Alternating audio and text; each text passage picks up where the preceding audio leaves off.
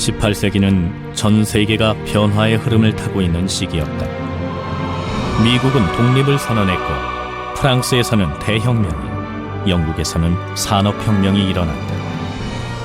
그리고 그 시기 조선에는 아름답고 정교하며 동서양의 건축미를 고루 담고 있는 군사 건축물이 태어났다.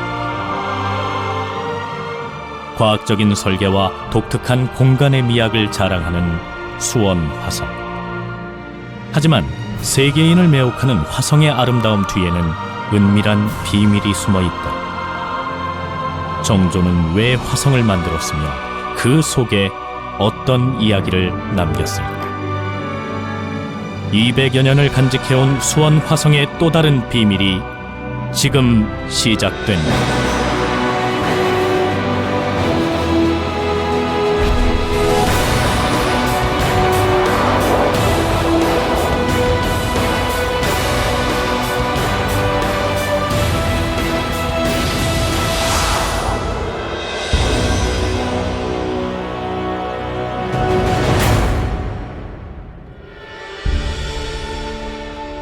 (200여 년) 전 화성은 한국의 중부에 위치한 수원에 건설됐다. 6km에 달하는 성곽과 성곽 주변의 완벽한 도시 기반 시설까지, 화성 건설은 작은 마을을 거대한 도시로 변모시키는 조선 왕조 사상 유례가 없는 프로젝트였다. 500년 조선 왕조에서 이례적인 공사였던 화성 프로젝트를 이야기하려면 화성을 만든 장본인인 정조의 이야기로 거슬러 가야 된다. 조선 왕조 제22대 왕 정조는 조선 역사상 가장 훌륭했던 임금으로 손꼽히지만 동시에 가장 비극적인 가족사를 가진 왕이기도 하다. 그 학문을 통해서 발견하게 된 어떤 이상정치, 이것을 현실 속에서 구현하려고 했다. 어떤 새로운 제도를 만들고자 했던 그런 개혁군이라고 볼 수 있겠죠. 백성들을 어떻게 하면 보다 잘 살게 해줄 것인가, 조선이라고 하는 나라를 어떻게 더 문화적으로 풍요롭게 해줄 것인가, 이런 것에 대해서 고민하시고 일생 동안 실천에 옮기셨던 군왕이 바로 정조대왕이었다. 1762년 조선 왕조 역사상 가장 비극적인 일이 일어났다. 조선조 21대 왕인 영조는 자신과 다른 정치색을 띠는 아들 사도세자에게 자결을 명했고, 사도세자는 뒤주에 갇힌 채 굶어 죽었다. 불과 11살 나이에 어린 정조는 아버지 사도세자의 죽음을 두 눈으로 지켜보는 참혹한 운명을 맞게 된다. 사도세자가 대리청정을 하면서 어떤 노론 위주의 어떤 그 지나친 독점을 견제하기 위해서 소론 신하들을 이제 등용하고 중용하면서 이 노론 입장에서 볼 때는 이거 봐라, 이거 잘못하면 경종시대에 있었던 것처럼 환국, 또 전국 변화를 사도세자가 가져올 수 있겠다. 그러면 기껏 쌓아온 모든 그 토대가 다 무너질 수 있다라는 그런 위기의식을 제 38년부터 35년 그 사이에 심각하게 느꼈던 것 같아요. 사도세자가 죽고 나서야 영조는 아들이 정치적 희생양이었음을 깨달았고, 사도세자의 아들 정조로 하여금 왕위를 잇게 한다. 사도세자를 죽음으로 몰고 간 노론은 정치적 위협을 느끼며 정조의 즉위를 강력하게 반대했다. 사도세자를 이제 서인으로 해서 죽였는데, 그러다 보니까 당연히 그 11살 먹은 아들 정조의 문제가 함께 걸리게 되죠. 잘못하면 이게 그 연산군에서 보았던 것처럼 그 아들에 의해서 이제 전면적인 다시 정치 변혁을 가져올 수 있다고 보았고, 어떻게든 노론으로 입장에서 볼 때는 사도세자의 아들 정조를 왕위에 오르지 못하도록 하는 게 큰 이제 다음 숙제로 제기되죠. 마침내 1776년 온갖 위협과 고초 끝에 사도세자의 아들은 25세 나이로 왕위에 올랐다. 그가 조선왕조 제22대 왕 정조이다. 즉위 첫날 죄인의 아들이라며 자신의 즉위를 강하게 반대했던 신하들을 향해 정조는 도전적인 선포를 하기에 이른다. 과인은 사도세자의 아들이다. 정조는 자신의 정체성을 분명히 밝혔고 이는 노론 신하들에게 엄청난 위협이었다. 왕위에 오른 직후 정조는 죄인으로 몰려 죽은 아버지 사도세자의 추승 작업을 서둘렀다.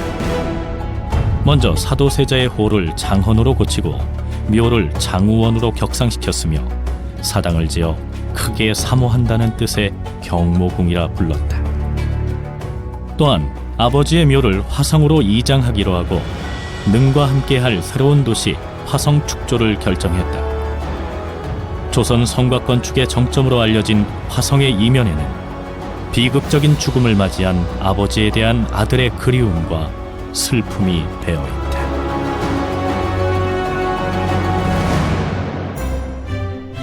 (1796년) 축조된 후 200여 년의 세월을 견뎌온 화성은 새로운 전기를 맞는다. 1997년 유네스코는 수원 화성이 동서양의 발달된 과학적 특징이 통합된 18세기의 동양 성곽을 대표하는 군사 건축물의 뛰어난 사례로 평가된다며 세계 문화유산으로 등재시켰다. 200여 년이란 짧은 시간에도 불구하고 화성의 건축사적 가치를 세계에 인정받은 것이다. 손화성이 18세기에 완공된 비교적 근대 유산이긴 하지만 동서양 군사 이론이 잘 배합된 독특한 유산이라는 점을 들어서 등록 기준 2번과 3번, 그러니까 독특한 그 문명의 교류의 증거라는 점을 들어서 세계유산으로 등재시켰습니다. 유네스코는 동서양의 군사 시설을 잘 배합시켜 방어적 기능이 뛰어난 성곽이라는 특징 외에도 화성 성곽의 각 구조물들이 제각각 독특한 예술적 가치를 가지고 있음을 주목했다.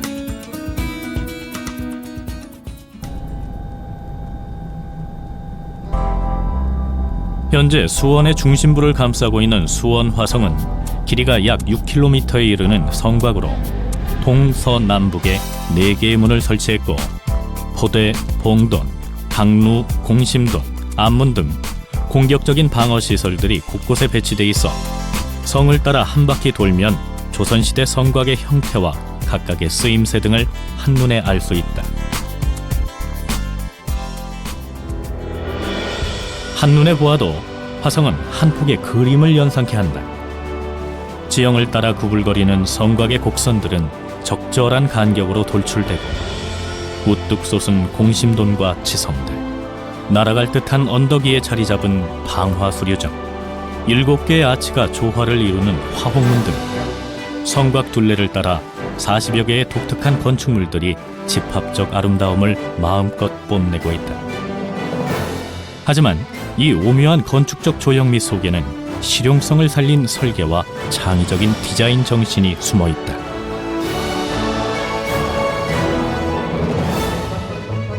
화성은 성곽의 형태에서도 이제까지의 성곽과 차별화된다. 한국의 전통적인 성곽은 대부분 산성 위주로 형성되었다. 하지만 수원 화성은 일부는 산에 걸쳐 있고 일부는 평지에 있는 산성과 평성이 조화된 복합적인 성으로 디자인됐다. 우리나라의 조선시대 성들은 보통은 산성과 읍성 이렇게 뚜렷한 구별이 있었습니다.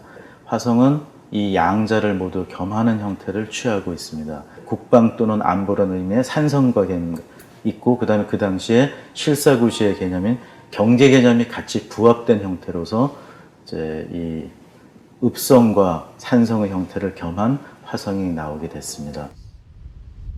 뛰어난 군사 건축물, 최첨단의 방어 요새로 평가받는 만큼 화성의 각 건물들은 모두 전략적인 목적에 따라 만들어지고 배치됐다.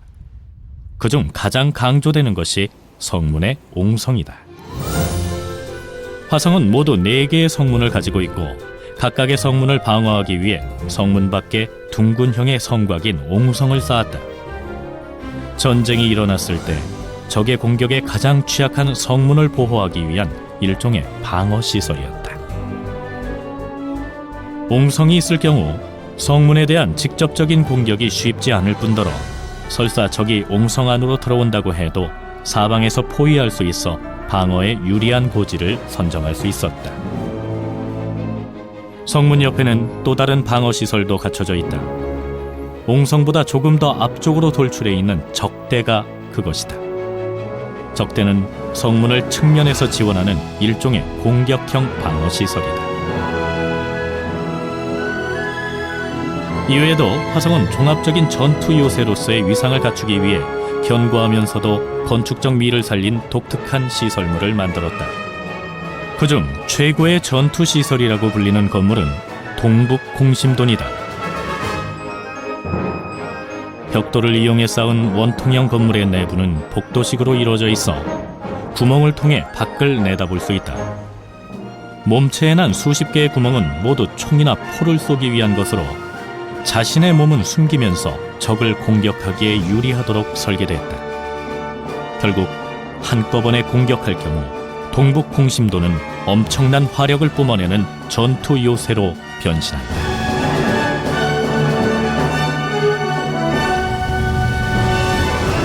동북 공심돈보다 확실한 공격용 시설은 서북 공심돈이다. 서북 공심돈의 위치는 사방으로 공격하기 쉽도록 성벽 앞으로 노출돼 있다. 그만큼 성벽을 효과적으로 방어하며 동시에 적대적인 공격을 극대화시키는 것. 이것이 서북 공심돈의 실체이다. 원래 공심도는 성 밖에 있는 일종의 타워형 방어시설인데 일종의 경보장치 역할을 합니다. 근데 소나성은 이제 공심돈을 성 내부 또는 성벽에 붙여서 건설하게 되거든요. 그럴 경우에는 이제 공심돈이 각기업파당할 우려도 적게 하고 또한 동시에 성곽 방어시설 역할을 동시에 수행할 수 있는 장점이 있습니다. 종합 군사 건축물인 성곽에 있어 빠질 수 없는 것 중 하나는 성에서 적을 볼 수 있는 시설, 강로이다. 화성에서도 4군데의 요충지에 강로를 만들어 주변을 조망하게끔 설계됐다. 그중 빼놓을 수 없는 것이 동북강로.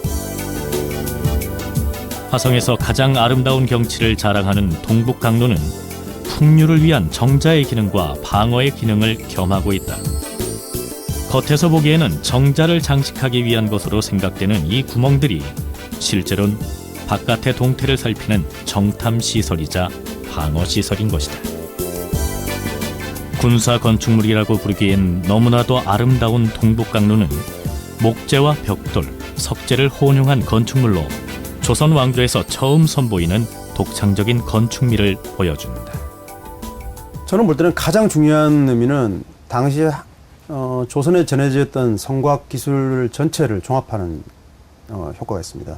그러니까 석성이라든지 토성이라든지 벽돌성의 어떤 그 장점을 극대화시켜가지고 그걸 조합했던 의미가 있고요. 또 하나는 동아시아적에 있던 여러 성곽 제도들, 뭐 포르라든지 돈데라든지 그러한 것들을 이제 그 종합해서 하나의 성곽 안에 다 종합했다고 볼 수 있을 것 같습니다.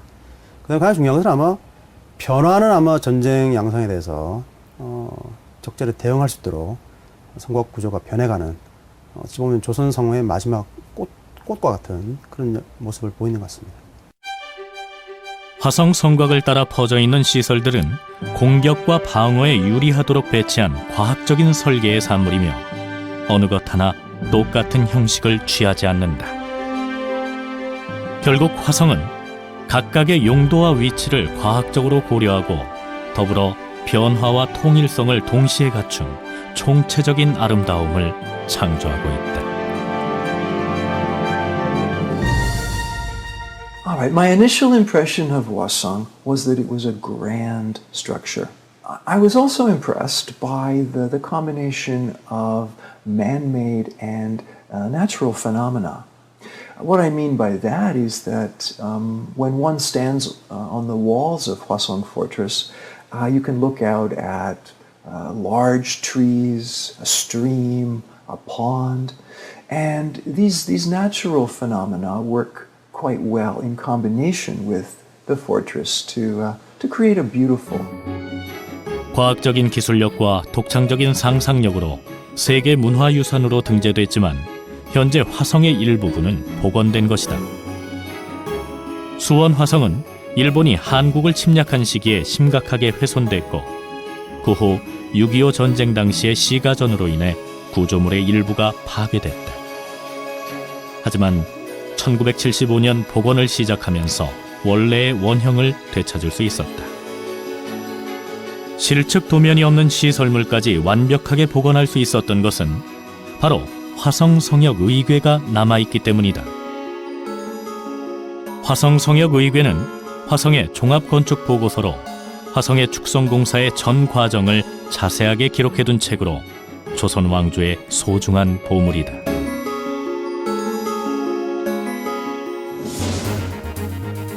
화성성역의궤는 총 10권이라는 방대한 내용만이 아니라 자세하고 치밀한 내용에서도 타의 추종을 불허한다. 건물들의 구조와 공사에 사용된 기구들의 분해도, 공사 수행 중에 오간 다양한 문서, 공사에 참가한 사람들의 직종과 이름, 그리고 사용한 재료의 양과 비용까지 기록하고 있다. 성역의궤가 가지고 있는 다양한 도면들은 오늘날 그 시대에 문헌으로만 있었던 자료들을 다 고증할 수 있는 기초가 될 수 있다는 측면에서 무엇보다 중요하고요. 그 다음에 이 화성성역의궤에서 나오는 여러 가지 그림들은 뭐 조감도라든지 배치도와 같은 도면들은 그 당시에 실사구시의 그 사회적인 풍토랄까요?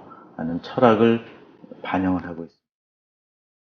지금으로부터 약 200여 년 전인 조선 정조 때 건축된 수원화성. 수원화성은 당시 최고의 지식인과 장인들의 역량, 그리고 과학기술이 총동원된 역작이다. 그 중심에 서 있던 인물이 바로 실학자였던 다산 정약용.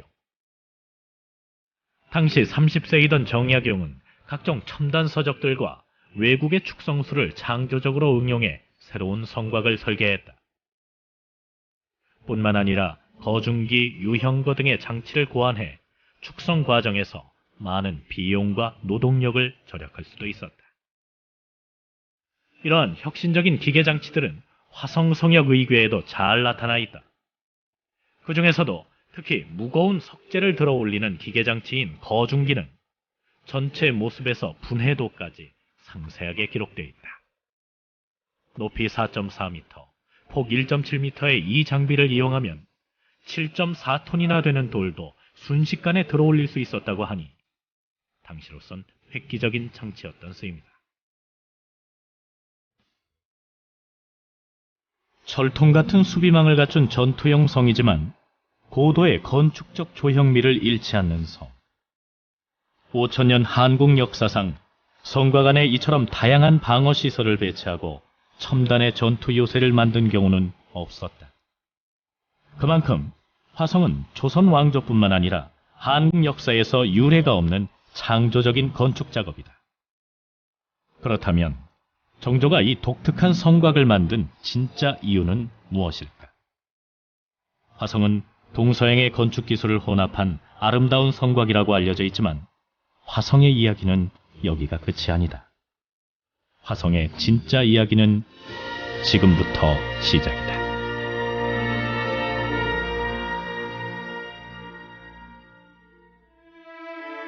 화성 건설의 신비로운 비밀을 풀기 위해서는 화성을 건설할 당시 정조가 처한 정치적 상황을 고려해야 한다.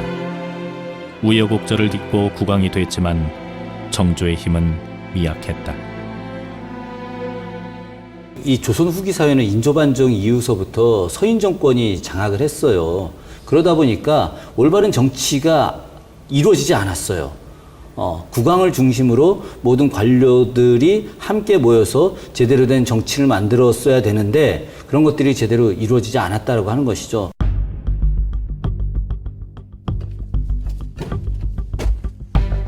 당시 권력을 장악하고 있던 노론은 즉위 이후에도 정조의 왕위 정통성을 거론하며 정조를 반대했고 급기야 임금의 목숨까지 위협하기에 이른다. 즉위 초만 해도 무려 3차례에 걸쳐 자객이 궁궐로 침입했다. 국왕의 신변에 관한 부분은 다 기록이 될 수밖에 없는데 제가 총 계산하면 한 7번 정도의 시해 시도를 받고 있습니다. 정조가 한 번은 뭐 아예 그냥 정조의 침실 위까지 올라와서 자객들이 이제 어떤 음해하려고 했던 기록도 나와 있는데 뭐 계속해서 이제 정조를 제거하면 후한을 없앨 수 있다고 보고 이제 어떤 여러 차원에서 세손 때부터 또 왕이 오른 다음에까지도 계속 어떤 정조를 제거하고자 하는 시도가 이어졌습니다. 당시 18세기 조선 왕조는 신하들의 나라였고 왕의 절대적인 권력을 인정하지 않았다. 이런 상황에서 정조는 개혁의 한계를 절감했고 자신의 꿈을 펼칠 새로운 세상을 꿈꾸기 시작한다. 그리고 제위 13년 사도세자의 묘소를 지금의 수원으로 이장하면서 화성 건설에 새로운 역사를 쓰기 시작한다. 화성에 숨겨져 있는 비밀을 푸는 그 첫 번째 열쇠는 성곽 주변에 만들어진 거대한 도시 계획에서 찾을 수 있다. 인구 110만의 도시 수원은 200여 년 전 정조가 만든 도시 화성에서 출발했다. 수원천을 따라 민가 5, 6호가 들어서 있던 허허벌판에 처음 세워지기 시작한 것은 임금이 지방으로 행차할 때 머무는 화성 행궁이었다. 조선 왕조 사상 최대 규모를 자랑하는 이 행궁을 중심으로 도시 업무를 관장하는 관청을 조성했다.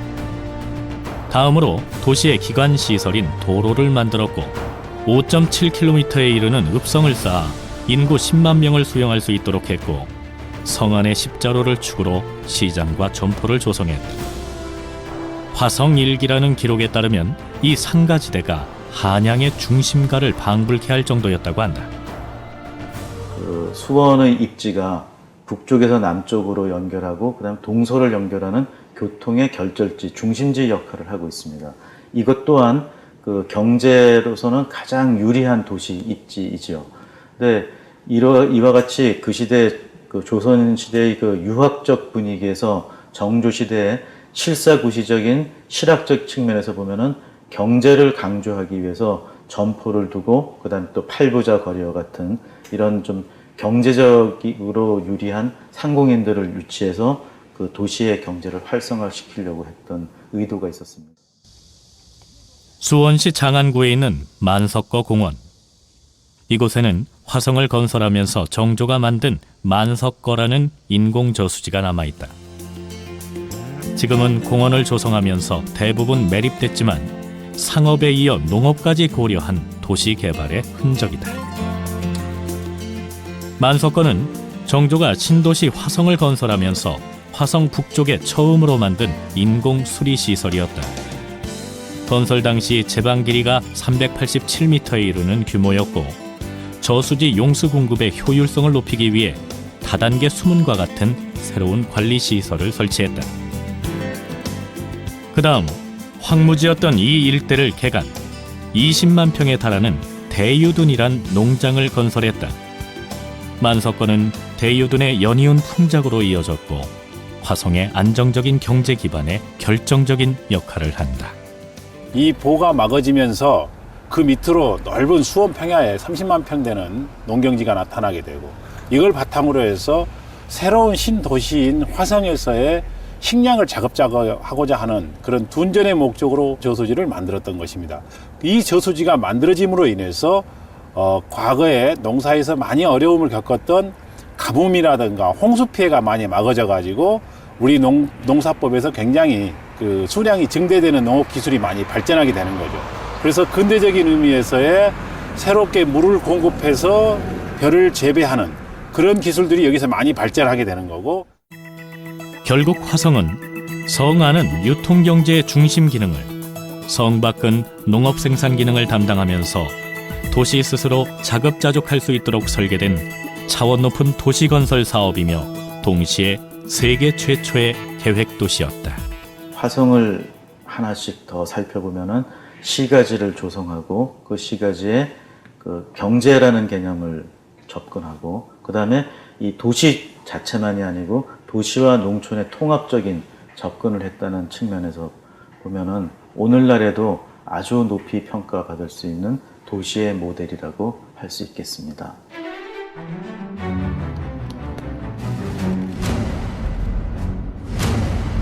화성에 숨겨진 비밀을 찾아가는 두 번째 열쇠는 왕의 군대였던 장용영에서 찾을 수 있다. 국왕을 호위하면서도 새로운 상업경제도시 화성을 철저하게 보호했던 군대. 장용영을 만든 정조의 의도는 무엇이었을까?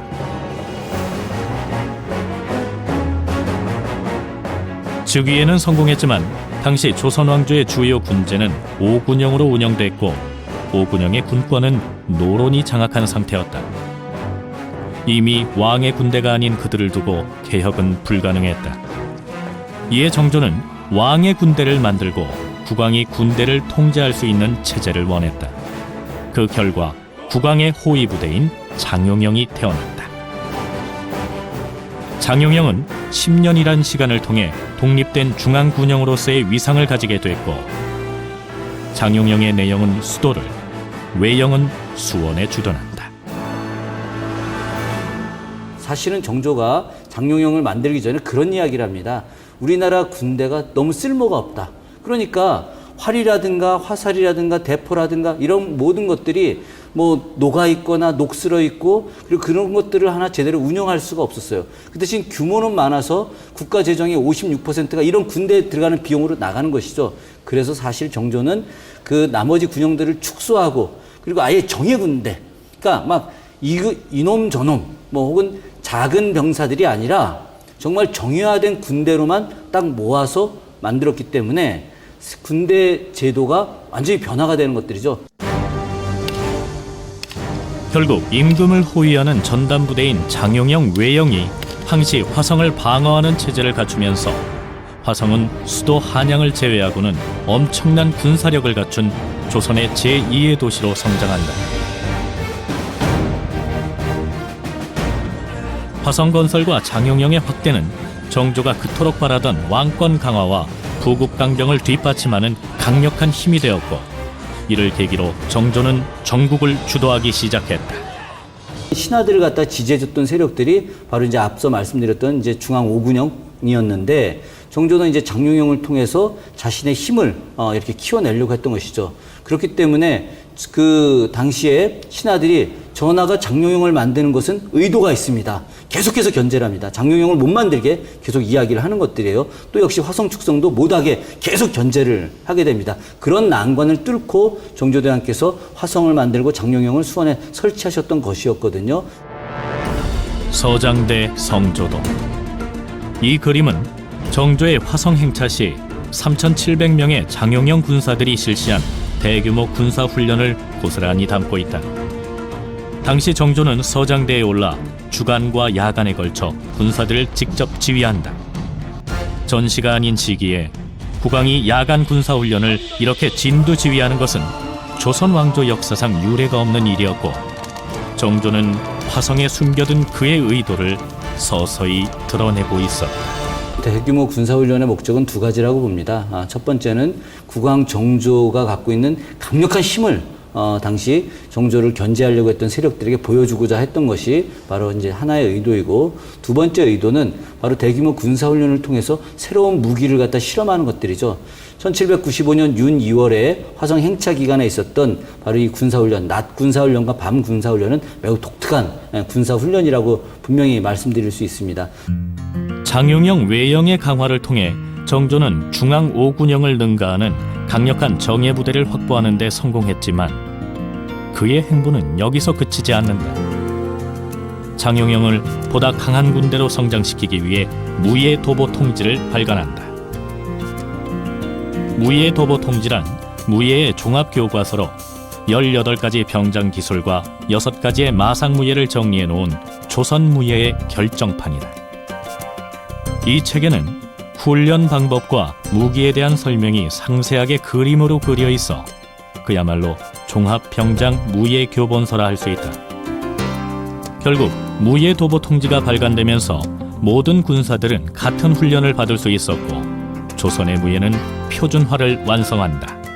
보통 무예수는 무예를 익혔던 무사들이 개인적인 차원에서 정리하는 경우들이 많았습니다.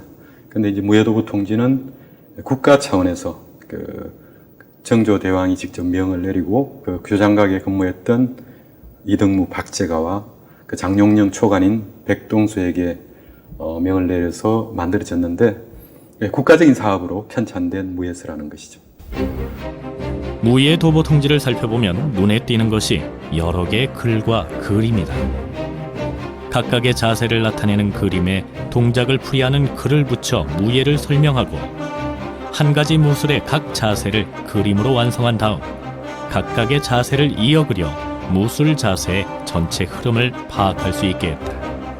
지금 최초로 무예도부 통지에서 시도되었던 것이 그 각 자세의 연결 그림을 그렸다는 것이죠.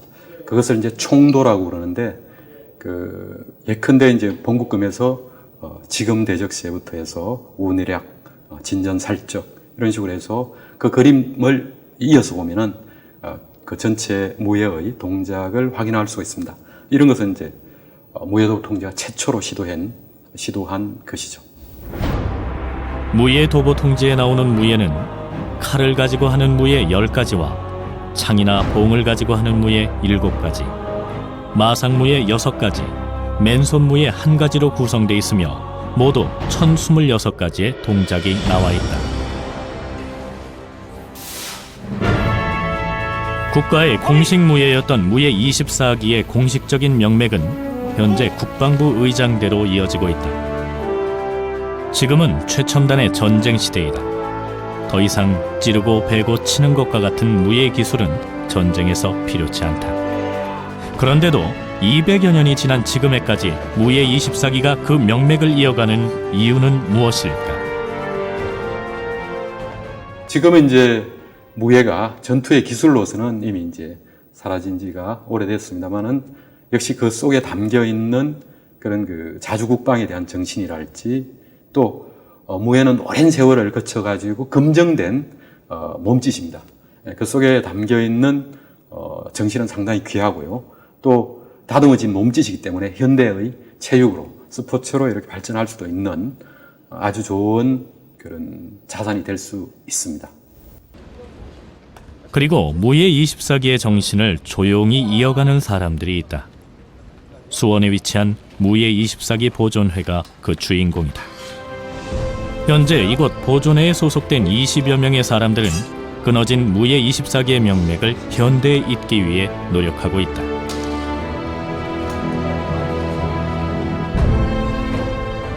잊혀진 무예의 영혼을 다시 살리기 위해 이들이 기본으로 삼고 있는 책도 무예도보 통지이다. 무예의 교과서라고 불리지만 200여 년의 무예책을 현대에서 재현하는 것은 쉽지 않은 일이다. 무예는 머리의 언어가 아니라 몸의 언어이기에 무예 24기를 복원하는 지름길은 그저 몸에 익히는 연습뿐이다. 무예 24기를 복원하면서 가장 어려웠던 문제는 단절된 무예라는 데 있습니다. 이 무예가 쭉 내려왔던 무예면 상관없지만은 218년 전에 만들어져서 1900년대에 조선 군대 해체되면서 없었던 무예를 100년 만에 다시 복원할 수 있던 것은 그 당시에 잘 만들어진 무예부 통지라는 귀중한 문화유산이 있었기에 가능했었습니다. 한때 무예 24기도 온전히 사라질 뻔했다. 또다시 사라지지 않으려면 대중과 함께 해야만 한다. 그래서 매일 오전이면 화성행궁 앞에서 무예 24기 공연이 열린다. 비록 소박한 공연이지만 이런 만남을 통해 무예 24기는 박제화되지 않고 사람들과 함께 호흡하는 21세기 무예로 거듭나고 있다.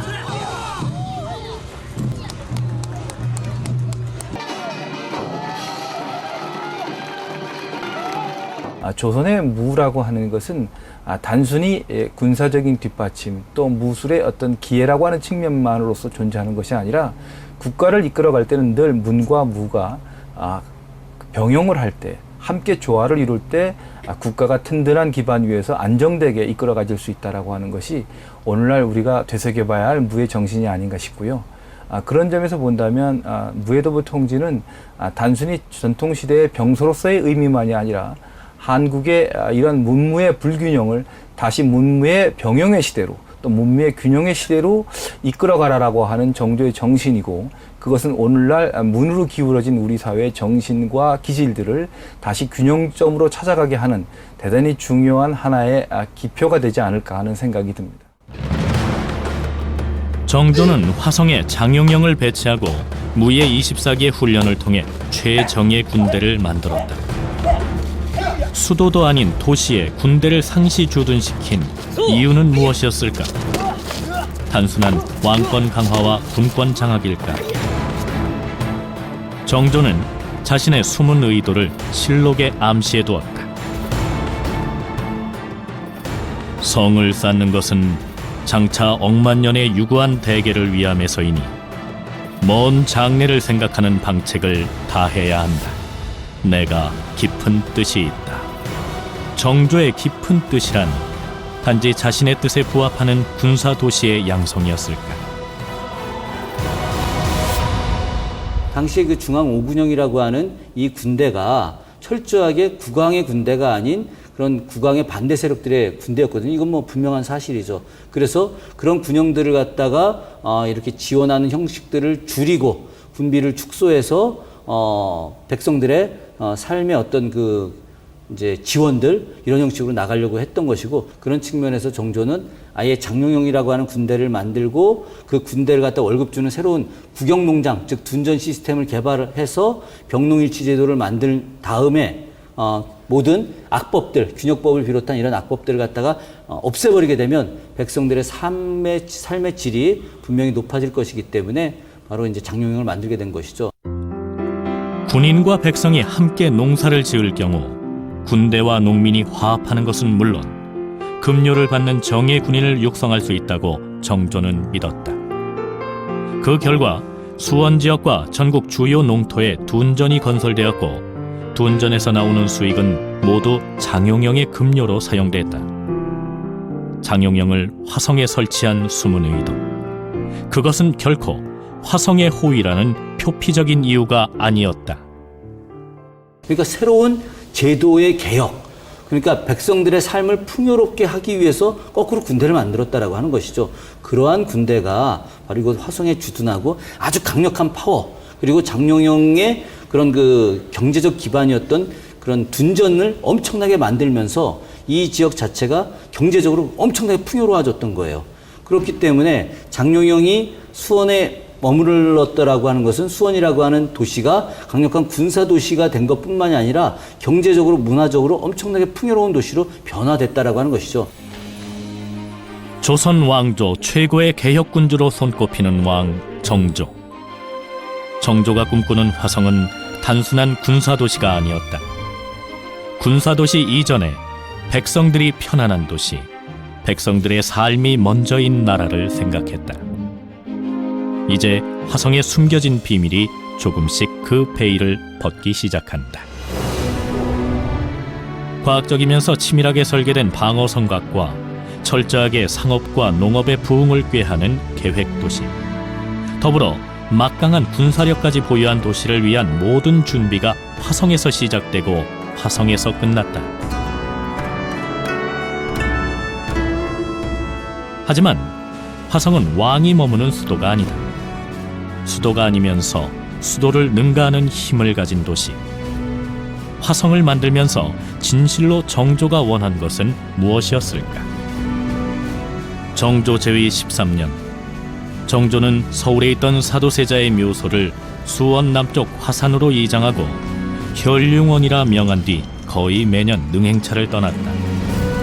여러 번에 걸친 능행차 중 최고의 하이라이트는 1795년 어머니 해경궁 홍씨의 회갑잔치를 화성에서 열기 위해 떠난 8일간의 행차이다.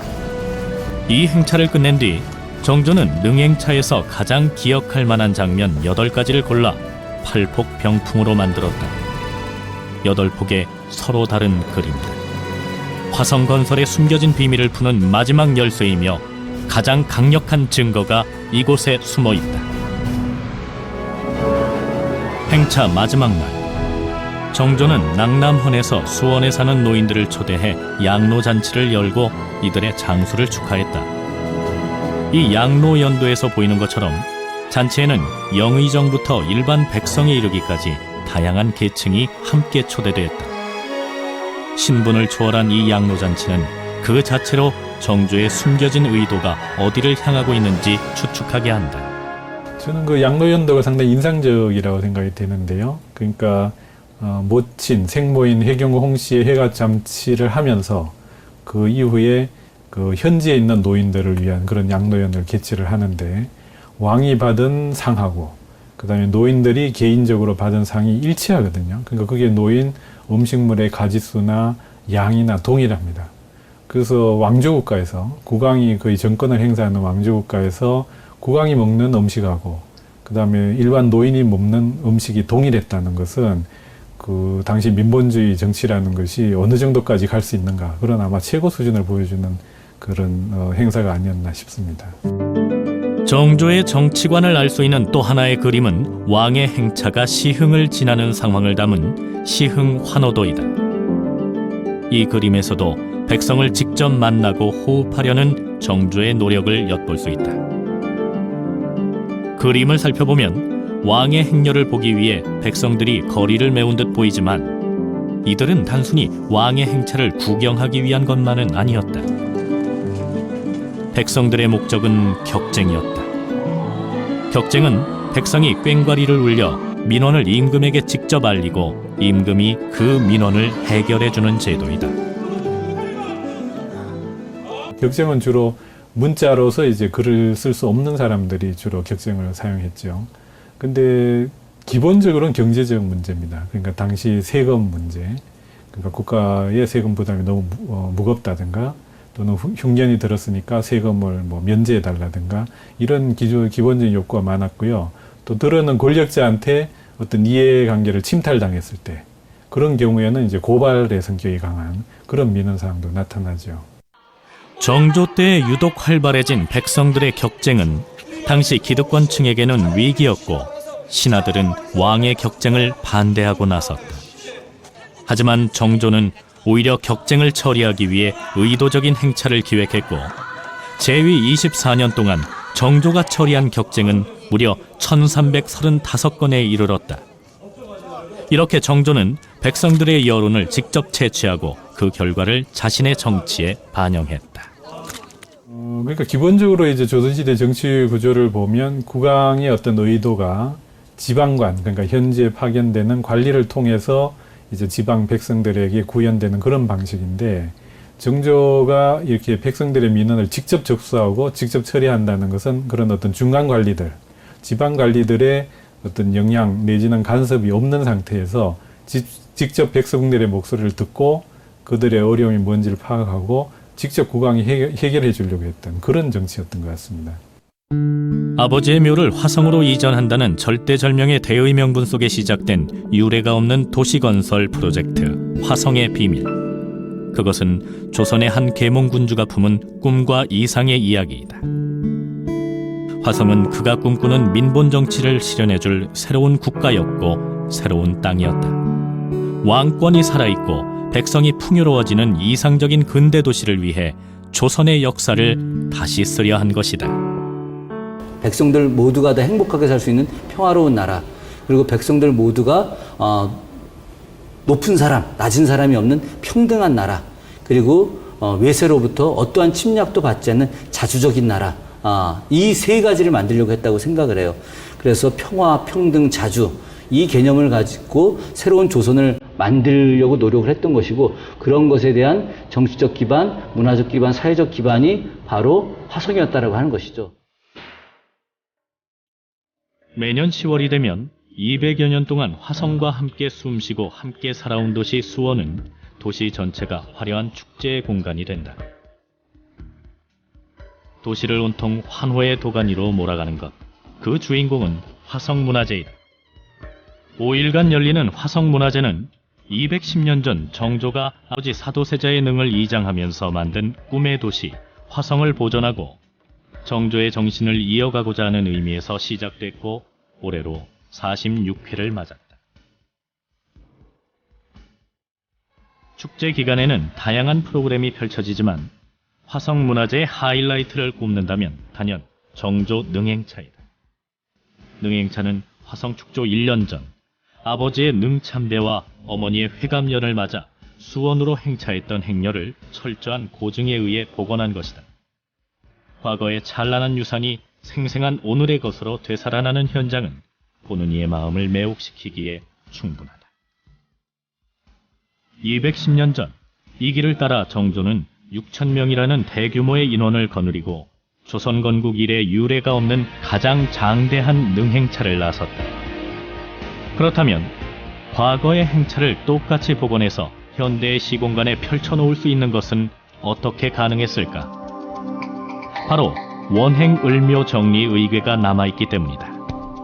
원행을묘정리의궤는 어머니의 회가변을 화성에서 열기 위해 떠난 8일간의 일정을 기록으로 남긴 것으로 화성성역의궤와 함께 정조시대 기록문화유산의 백미로 손꼽힌다. 정조의 능행차는 원행을묘정리의궤에 그려져 있는 반차도를 그대로 재현한 것이다. 반차도를 한 장의 종이로 연결하면 그 길이만 해도 무려 25m. 당시 능행차의 규모가 얼마나 거대했는지 짐작해야 한다.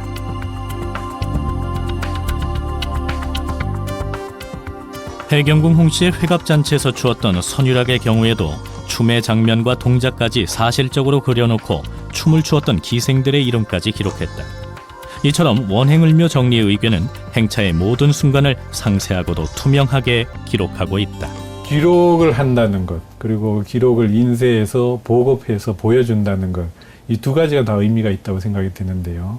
우선 상세한 기록을 남겼다는 것은 자신의 정치에 대해서 그렇게 기록을 해두고 또 공개를 해도 문제가 없다. 어떤 면에서 자신감의 표현으로 보여지는데요.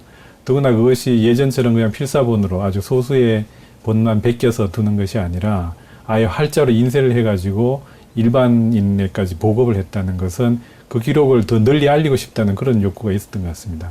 그것은 그만큼 정조가 시행했던 그런 정치에 대해서 자신감이 있었다는 그런 표현으로 보여집니다. 찬란한 기록 유산의 존재.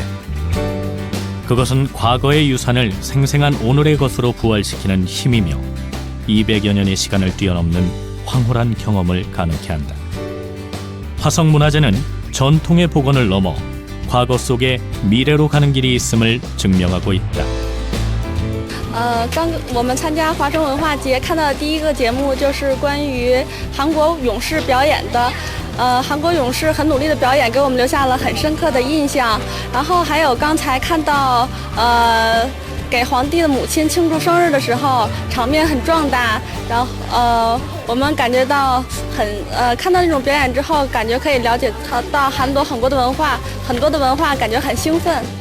So this is like the 4th or 5th palace I've seen in my time in Korea, and it's a beautiful palace. It's as good as anything I saw in Seoul. It's a great festival. I encourage everyone to come out and take a look. I'm very happy to be in Suwon today and see this wonderful event.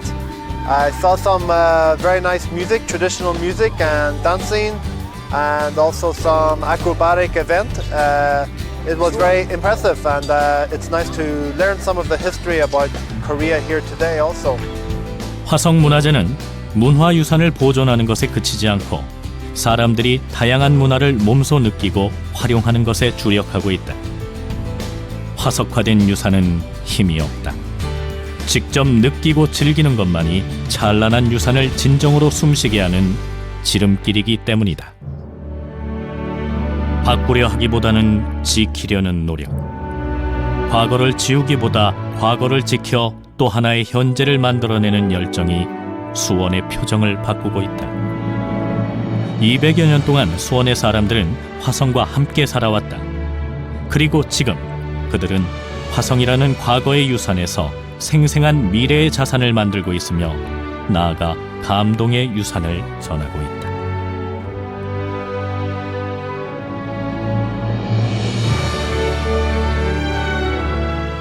수원 화성은 동서양의 문화가 조화된 아름다운 군사 건축물 그 이상의 의미를 품고 있다. 정조가 화성을 건설한 진짜 이유. 그것은 화성을 통해 조선 사회의 개혁이라는 원대한 이상을 실현하고 행복한 백성의 땅이 되는 조선을 꿈꾸었기 때문이 아니었다. 그의 갑작스러운 죽음으로 정조의 개혁은 미완의 꿈으로 남았지만 수원 화성 속에 숨겨둔 그의 영혼과 정신은 지금까지도 불멸의 신화로 남아있다.